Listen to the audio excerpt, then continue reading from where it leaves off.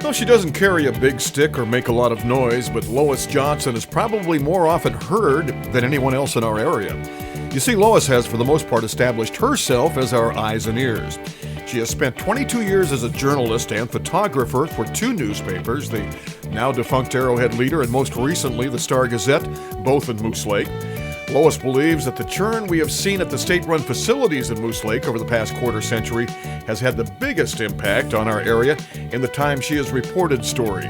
Well, I think one of the biggest ones is a change in the state facilities. You know, the state hospital was a big employer in the area for many years, and the town really depended on that, both for the jobs here, the employees that came to Moose Lake to work, and for the clients or patients. I know a lot of the local businesses depended on them when they needed new clothing and that sort of thing. And when the word was spread around town, like in 1986, I believe it was, that the state hospital was going to close, people were just so up in arms. There was a meeting at the gymnasium at the state hospital, and the rumor was around town that this town would die if the state hospital closed. And people are very concerned.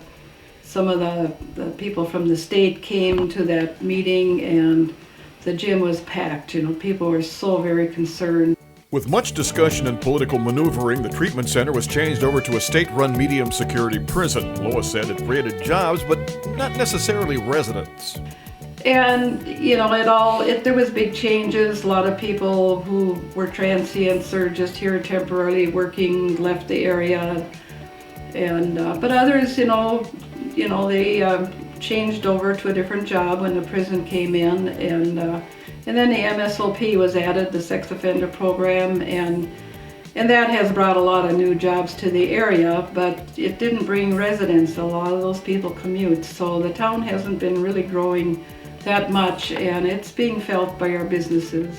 We'll continue with more on Lois Johnson in the near future. She has plenty of observations on many area events, to include one particular event, the one-year anniversary of another huge story in our area, that of course being the flood.